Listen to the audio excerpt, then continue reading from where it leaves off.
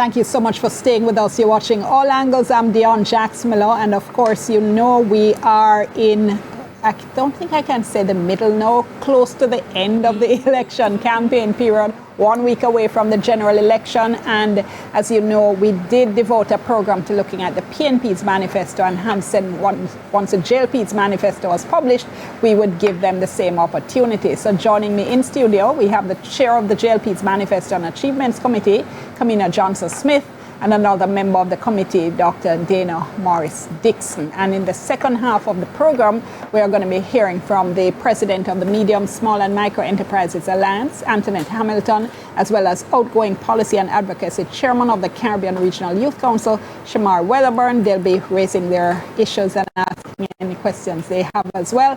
Remember, want to hear from you. Our WhatsApp line is 876-254-0693.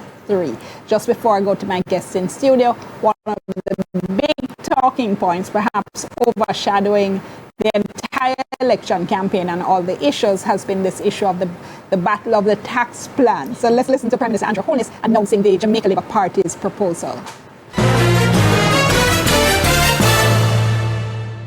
Over time, we will reduce the base rate of personal income tax from 25 to 15% on a phased basis and shift gradually from direct to indirect taxation, which will allow hard-working Jamaicans to keep more of their paycheck. Now, the president of the People's National Party, Mark Golding, announced the PNP's proposal. Take a look. Under the PNP government that is to come, we will be increasing the tax threshold so that persons who currently pay tax at 25%, if they're earning up to $3.5 million a year, they will be paying tax at 0%. Under the next PNP government, we will be raising the threshold to give them a tax-free income. All right, and thank you both so much for coming in. Really appreciate it. And I know, especially since the education minister is here, you do want to talk a little bit about the education part of the manifesto. I know my viewers would want that as well, but the tax plans really right now are overshadowing everything. And one of the questions that has been asked, was asked in the debate last night as well, is about funding. And how can we be sure that a JLP administration really can do things? Let me start with you, Mrs. Johnson-Smith, but perhaps break things down a little bit, because sometimes we tend to assume people are following us. Yeah. So when we talk about this 25 to 15% and moving from direct to indirect taxation. Sure. And we've spoken about it on another program, but Dana is actually going to take that issue tonight. Yeah. All right. Hi, Dion. It's good to be here. In terms of the tax plan for the JLP, as we've always done, we've been very responsible with our tax policy. When we said we were going to do 1.5, we identified how that was going to be done. And in this case too, we have looked at the costs. And it's for that reason why we said it would be phased in. So our goal is to get to a base rate of 15%. That doesn't mean we're eliminating or movements in the threshold.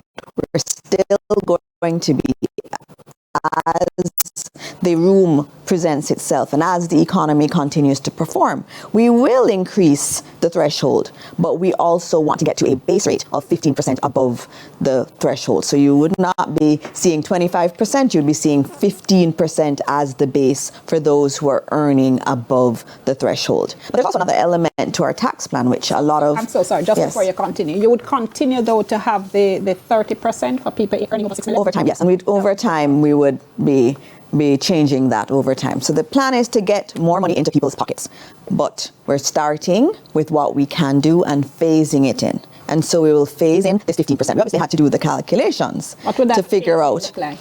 All right. So initially, we'd look at how much funds we have. And we'd looked at the 3 years phasing in for the base to get to 15%. So a 3-year phase in, we'd look at where we are in terms of our tax receipts and so on in terms of how we phase it in. But we believe that based on the data we have, based on our projections vis-a-vis growth, that we can do that in 3 years.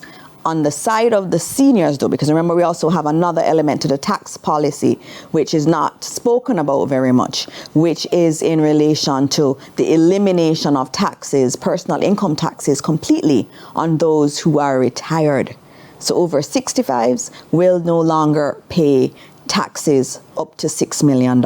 That's a very big change for a lot of our older Jamaicans who may be receiving any kind of income. It could be income from pension, it could be they have another job, which I really love to see because we have so many over 60s who are now going to heart and starting new careers. So there's that element too, and we've costed it.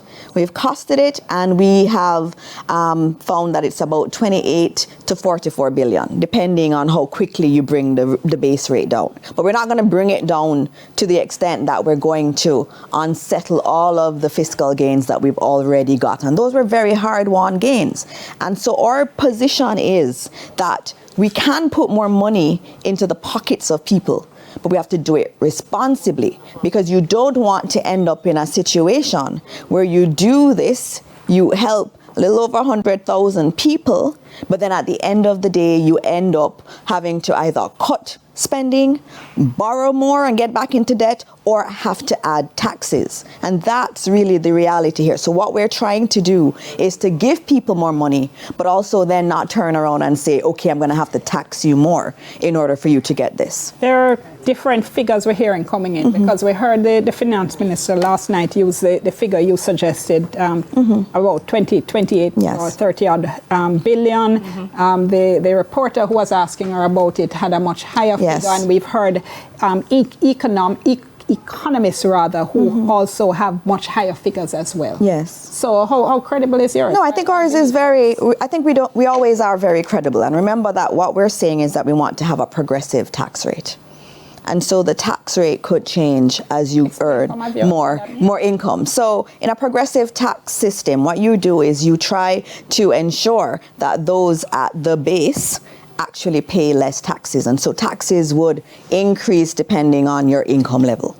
And that's kind of the environment that we currently have. But we believe that the base right now, which is 25% after you have reached the threshold, should actually be lower and should be 15% once you have reached that threshold. And that's really what we're doing. And we've ran the numbers. Last night's numbers didn't have the pension, the tax for seniors. And that's a very important one to add into it. And so I've added that into the calculations in terms of the costs associated with our plan. And the elimination of taxes on seniors, that's going to be implemented immediately. So there's no delay on that. And I just want to make clear that certainly we don't know where Al got his number from last night. That didn't sound like there was any reference to actual data.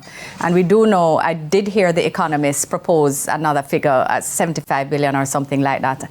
And he gave the caveat himself that he actually didn't have any information about the plan. So this was just his broad speculation about what it might be. So what we have provided are the actual numbers.